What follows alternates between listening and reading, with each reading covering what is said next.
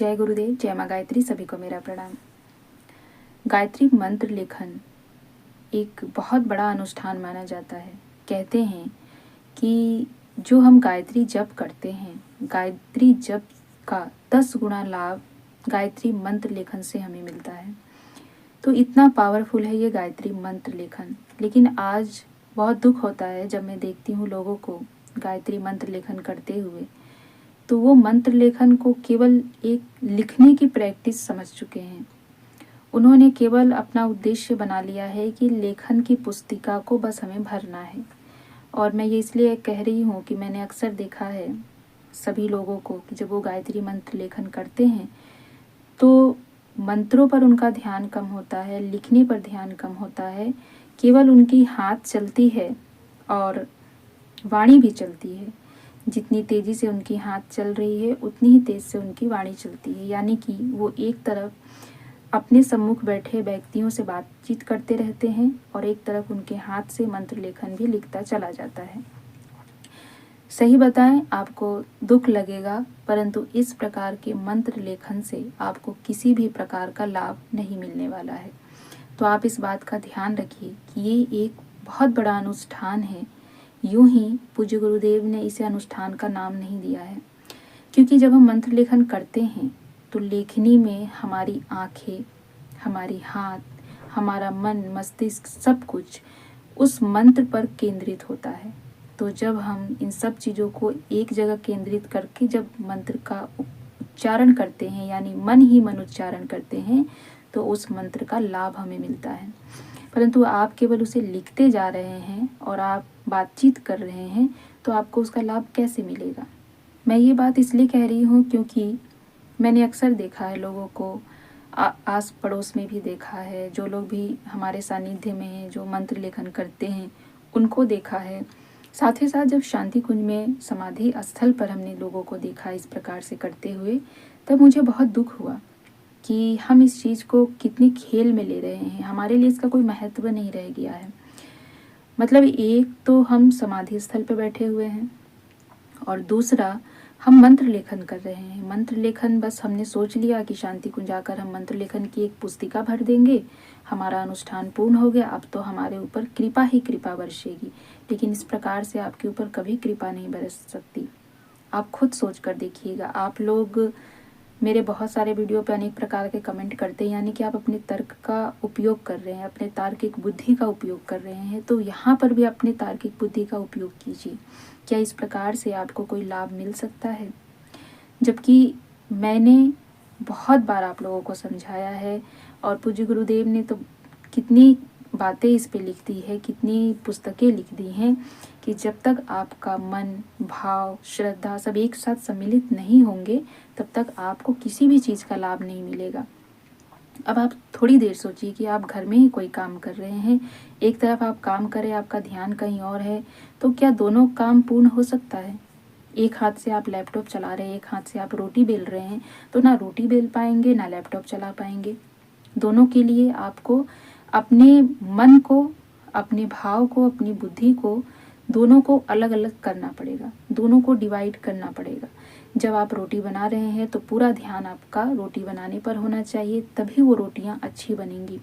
और यदि आप लैपटॉप पर काम कर रहे हैं तो पूरा ध्यान आपका उस काम पर होना चाहिए, तभी वो काम भी अच्छे से होगा। आप लोगों में से बहुत से लोग बहुत जल्दी किसी भी बात का बुरा मान जाते हैं। उनको किसी भी बात का बहुत जल्दी बुरा लग जाता है कि मैं इस प्रकार से क्यों बोल देती हूँ, लेकिन जो सत्य है वो सत्य है। फिर आप कहते हैं कि हम शांति कुंज गए, हमने तो मंत्र लेखन अनुष्ठान किया, हमें कोई लाभ नहीं मिला। कैसे मिलेगा? आपको उस जगह की जब आपको उपयोगिता नहीं समझ आ रही है, जो कार्य आप कर रहे हैं उसकी उपयोगिता नहीं समझ आ रही है। और माफ़ कीजिएगा, मैंने इसमें बच्चों को ही नहीं, बड़े बुजुर्गों को भी देखा है, जो मुझे लगता है बहुत समय से जुड़े होंगे गुरुदेव से, बहुत समय से जब अनुष्ठान में लगे होंगे, वो भी ऐसे करते हैं। मैंने कितने लोगों को टोका भी, उनको बुरा भी लगा, पर जब हम देखते हैं अपने सामने इन चीज़ों को तो हमसे रहा नहीं जाता है। एक तो समाधि स्थल ऐसी जगह है कि जहाँ पर आप जाएं, जहाँ पर आप बैठें, तो थोड़ी देर आप जब ध्यान में बैठते हैं तो आप गुरुदेव से बातें कीजिए। और यकीन मानिए कि यदि आप गुरुदेव से बात करने का प्रयास करते हैं तो गुरुदेव आपसे बात करते हैं। यदि समाधि स्थल पर बैठकर आप ध्यान में जाकर या यूं ही आप बहुत ही साधारण रूप से बैठकर भी गुरुदेव से मन ही मन यदि वार्तालाप करते हैं, बात करने की कोशिश करते हैं, तो आपको अपने अंतर मन से गुरुदेव की आवाज़ सुनाई देने लगती है, आपको गुरुदेव से उत्तर मिलने लगते हैं। तो आप इन प्रयासों को क्यों नहीं करते? और यदि आपको बात ही करना है तो आप वहाँ जाइए मत, आप कहीं और अन्यत्र बैठकर बातें कर लीजिए। शांति कुंज में भी बहुत सी ऐसी जगह बनी है जहाँ पर चेयर लगे हैं, वहाँ बैठिए, वहाँ बैठकर बातें कीजिए यदि आपको बात करने जाना है तो मैं तो उन चीज़ों को आपको बताने का प्रयास करती हूँ कि जिस जगह पे आप हैं उस जगह में अगर आप 5 मिनट के लिए भी जाते हैं तो आप उसका लाभ प्राप्त कीजिए। देखिए, लाभ प्राप्त करने के लिए पूरा जीवन भी लग जाता है और किसी किसी को कुछ क्षण में ही लाभ मिल जाता है। तो दोनों की पात्रता अलग होती हुए तो यहाँ पर अंतर दोनों के भाव में होता है। एक क्षण वाले के भाव में भी अंतर होता है और पूरे जीवन जो लगाता है उसके भाव में भी अंतर होता है। तो सब संपूर्ण खेल जो है वो भाव का है। यदि आपने भाव से, श्रद्धा से, विश्वास से किसी काम को नहीं किया है तो वो पूर्ण कभी भी नहीं हो सकता है। और यदि आप पूर्ण श्रद्धा और विश्वास के साथ उस कार्य में लग जाते हैं तभी आपको उसका लाभ मिलता है। देखिए, मैं आपको स्पष्ट रूप से समझा दूं कि जिस प्रकार से आप लोग गायत्री मंत्र लेखन को खेल समझते हैं तो वो खेल का विषय नहीं है कि आपने हाथ में मंत्र लेखन ले लिया और बैठकर कहीं भी बस उसको लिख रहे। बहुत से लोगों को मैंने देखा है कहीं भी खड़े रहेंगे, यदि कहीं लाइन में लगे हैं तो वहाँ भी लिखने लग जाते हैं, कहीं ऐसे सामूहिक स्थल पे बैठे हैं, बातचीत कर रहे हैं, लिख रहे हैं, तो उसको भरने से कोई लाभ नहीं मिलेगा। आप एक ही लाइन लिखिए, पूर्ण श्रद्धा और भाव के साथ लिखिए, उसका लाभ आपको मिल जाएगा। लेकिन आप पूरी पुस्तिका भरने के उसमें रहते हैं, पूरी पुस्तिका भर भी देते हैं लेकिन आपको लाभ नहीं मिलता। फिर आप लोग मैसेज करते हैं हम तो 3 साल से ये कर रहे हैं, हम तो 5 साल से ये कर रहे हैं, हम 21 साल से ये कर रहे हैं, हमें लाभ नहीं मिल रहा है। कैसे मिलेगा लाभ? आप ही बताइए। आप जरा सोच के बताइए कि क्या ऐसी परिस्थितियों में आपको लाभ मिल सकता है? नहीं मिल सकता है। गायत्री मंत्र लेखन पर मैंने एक पूर्ण वीडियो बनाया, उसमें बहुत अच्छी तरह से समझाया है कि गायत्री मंत्र लेखन का क्या महत्व होता है, उस अनुष्ठान को कैसे करना चाहिए, कब करना चाहिए, किस प्रकार से करना चाहिए, उनमें किन किन बातों का ध्यान रखना चाहिए। बहुत से लोगों ने उसको देख के शुरू भी किया है, कहाँ से पुस्तकें मिलती हैं, बहुत से लोगों ने इन चीज़ों के बारे में पूछा। तो आप सब कुछ कीजिए, अपने भाव को, अपनी श्रद्धा को उसके साथ जोड़िए। मेरा सिर्फ इतना समझाने का आपका मतलब है। सिर्फ आपको ये समझाना चाहती हूँ कि आप उसमें अपने भाव को सम्मिलित कीजिए। मैं चाहती हूँ कि आप जब इतनी मेहनत कर ही रहे हैं तो आप उसका लाभ प्राप्त कीजिए। यदि आप मेहनत भी कर रहे हैं और आपको लाभ भी नहीं मिल रहा है तो उस मेहनत करने से आपको कोई लाभ नहीं है। फिर बाद में आपके मन में बस एक कुंठा रह जाती है कि हमने मेहनत किया पर हमें उसका लाभ नहीं मिला। तो यदि आपको लाभ प्राप्त करना है तो उसका सही विधि से उपयोग कीजिए, सही विधि विधान के साथ उसको कीजिए, तब जाके आपको लाभ क्यों नहीं मिलेगा, अवश्य मिलेगा। और बहुत से लोगों ने लाभ प्राप्त किया है, ऐसा नहीं है। इसके विषय में पूज्य गुरुदेव ने बहुत अच्छी एक साधक की बात बताई है। वह साधक पूज्य गुरुदेव को कभी देखे भी नहीं थे और उन्होंने सिर्फ वार्तालाप करके, क्योंकि पहले गुरुदेव पत्रों से बात करते थे, तो पत्रों के माध्यम से गुरुदेव के दिशा निर्देश से उन्होंने मंत्र लेखन शुरू किया था। और उनके मंत्र लेखन में इतनी शक्ति थी कि उस मंत्र लेखन को अग्नि पर रखकर जलाया गया तब भी वो मंत्र लेखन नहीं जला। तो ऐसी श्रद्धा, ऐसी भक्ति के साथ आपको लिखना चाहिए। मैं सिर्फ ये समझाना चाहती हूँ कि आपकी भाव और श्रद्धा इस प्रकार की होनी चाहिए कि उसमें स्वयं शक्ति, ऊर्जा समाहित हो जाए। उस साधक को लोगों ने बहुत परेशान किया कि गायत्री मंत्र पढ़ने का अधिकार तुम्हें नहीं है, तुम्हें गांव से निकाल दिया जाएगा, तुम्हें इस जगह से निकाल दिया जाएगा। बहुत बड़ी कहानी, बहुत अच्छी कहानी मैं बहुत संक्षेप में आपको सुना रही हूँ। और वो फिर भी गुरुदेव की आज्ञा मानकर निरंतर गायत्री साधना में लगे थे और निरंतर मंत्र लेखन की साधना करते रहते थे। एक समय ऐसे ही नवरात्र के समय में कोई प्रोग्राम था और उस समय भी लोगों ने उनको वैसे ही अपने दृष्टिकोण से देखा कि यह गायत्री मंत्र जपता है, यह हमारे बीच रहने का अधिकारी नहीं है, क्योंकि यह गायत्री मंत्र जपने का अधिकारी नहीं होकर भी जप रहा है। और उसी प्रोग्राम में एक बच्ची के अंदर गायत्री माता आ जाती हैं और उसी प्रकरण के दौरान उन्होंने उस मंत्र लेखन को उठाकर अग्नि में डाल दिया। उन्होंने कहा कि आप सभी लोगों को प्रमाण चाहिए, क्योंकि माँ को अपने भक्त की रक्षा करने के लिए आना पड़ा था। और उन्होंने उनकी सारी लेखनी को बोला कि तुमने अब तक जितनी लेखनी लिखी है उन सबको उठा कर ले आओ। और वो सभी उस लेखनी को उठा कर लाए और उसको जलती अग्नि पर डाल दिया, लेकिन लेखनी टस से मस नहीं हुई। एक तिनका तक उसमें जलन की नहीं हुई और ना ही वो लेखनी जली। तब माता ने समझाया कि इस लेखनी में इसने अपनी पूर्ण श्रद्धा और विश्वास को समाहित किया है, इसका कभी अहित नहीं हो सकता है। तो उन लोगों ने उनको समाज में रहना दुर्लभ कर दिया था, इसीलिए उस दुर्भरता भरी जीवन से उनको उबारने के लिए माँ को आना पड़ा। अब कुछ बहुत तेज दिमाग वाले लोग होंगे जो इस चीज़ पे बहुत बातें कहेंगे और कहेंगे कि गायत्री माता तो ऐसे नहीं आती हैं, गायत्री माता क्यों आने लगी, ये झूठी कहानी है। तो देखिए, आप गुरुदेव से पूछ लीजिएगा कि ये झूठी कहानी गुरुदेव ने क्यों की। क्योंकि आप लोग हर एक चीज़ पर जो एक प्रश्न चिन्ह उठाते हैं, उस प्रश्न चिन्ह को उठाने से पूर्व आप लोग सोचते नहीं हैं।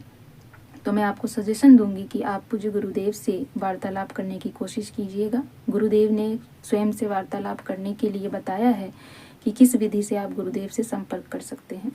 तो आप गुरुदेव से संपर्क कीजिए और उनसे पूछिएगा कि ऐसा गायत्री माता ने क्यों किया, उनको नहीं करना चाहिए था, और ये झूठी कहानी क्यों बनाएंगे।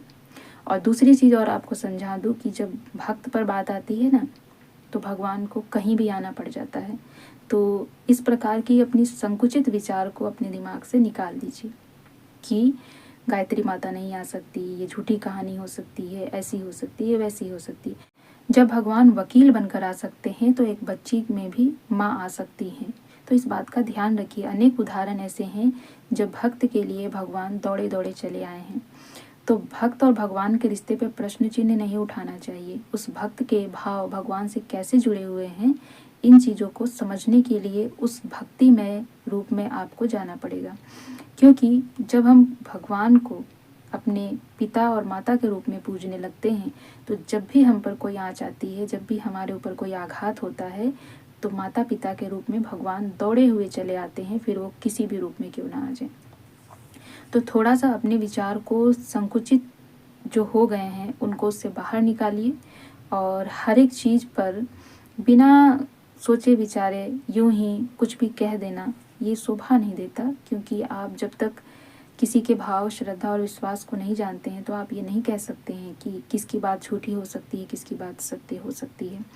यदि आप कहेंगे तो मैं वह पूरी कहानी जो गुरुदेव ने लिखी है, तो मैं पूरी कहानी आपको ऑडियो के रूप में ज़रूर समझा दूंगी, पूरी अच्छे से बता दूंगी। उसमें उस व्यक्ति का नाम दिया गया है, जगह दिया गया है, सब कुछ दिया हुआ है, तो वो संपूर्ण रूप से मैं आपको समझा दूंगी। और उसके बाद पूज्य गुरुदेव ने ये भी कहा कि बेटे इस हाथ के ऊपर विश्वास रखना। जब यह घटना हुई थी उसके बाद पूज्य गुरुदेव ने उन्हें बताया कि बेटा तुम यूं ही चिंता करते हो, मैं सदैव तुम्हारे साथ हूँ, मेरे इस हाथ के ऊपर विश्वास रखना, मैं कभी किसी का अहित नहीं होने दूंगा। तो बहुत सारी बातें हैं।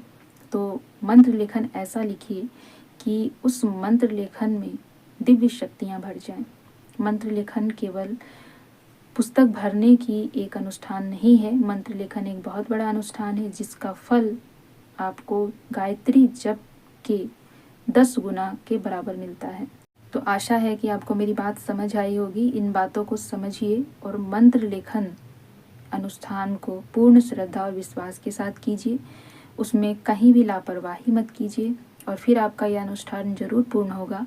आपको इसका लाभ भी मिलेगा जब आप इसको पूर्ण श्रद्धा और सच्ची भावना के साथ लिखेंगे। और मैं माता पिता से भी कहना चाहूँगी जिनके बच्चे मंत्र लेखन करते हैं, आप उनको भी ये बातें समझाएं कि बच्चे ये जो आप कर रहे हो बहुत बड़ा कार्य है, तो इसको करने के लिए पूर्ण श्रद्धा और विश्वास के साथ इसको करो। जैसा आप उसे सिखाएंगे वो वैसा ज़रूर सीखिए, क्योंकि बच्चे का मन भोला है। उसको तो ऐसा लग रहा हो कि हमें ये पुस्तक भरनी है, तो वो पुस्तक भर के आपको दे देगा। लेकिन उसे ये बात आपको समझानी पड़ेगी कि ये कितनी बड़ी साधना है, कितना बड़ा अनुष्ठान है, कितनी बड़ी उपासना है, तो इसको कैसे करना चाहिए। तो आशा है कि आपको मेरी हर एक बात समझ आई होगी। किसी बात का आपको बुरा नहीं लगना चाहिए, क्योंकि यहाँ पर मैं आपके हित के लिए ही सारी बातें कह रही हूँ। तो आपका हित हो यही मैं चाहती हूँ। कुछ चीज़ें हम नहीं देख पाते, हम देखते हैं, हमें अच्छा नहीं लगता है, इसीलिए हम आपको समझाने का प्रयास करते हैं। तो निवेदन है कि आप सभी इस बात को ज़रूर समझेंगे और आगे से आप सब भी इस पर ध्यान देंगे और आपके सामने यदि कोई ऐसा कर रहा है तो आप उसे भी समझाएंगे, प्यार से समझाएंगे, इसका महत्व समझाएंगे और उसे इसका लाभ समझाएंगे। जय गुरुदेव, जय माँ गायत्री, सभी को मेरा प्रणाम।